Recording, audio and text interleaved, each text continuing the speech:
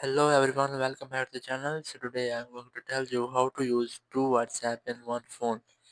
If you want to use two WhatsApp in one phone, so you just have to open WhatsApp app and here just tap on the three dots in the top right corner of the screen. Just tap on them and then tap on settings.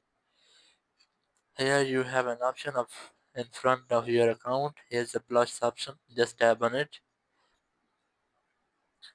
and here you just have to select add account. Just tap on agree and continue.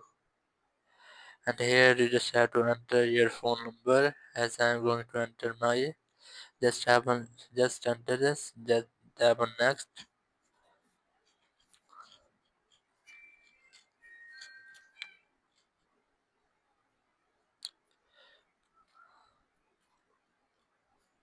Just tap on continue.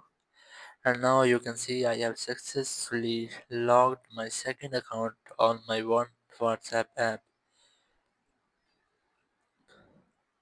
And that's how you can use two WhatsApp in your one phone. Thank you very much for watching the video. Until next video, bye bye.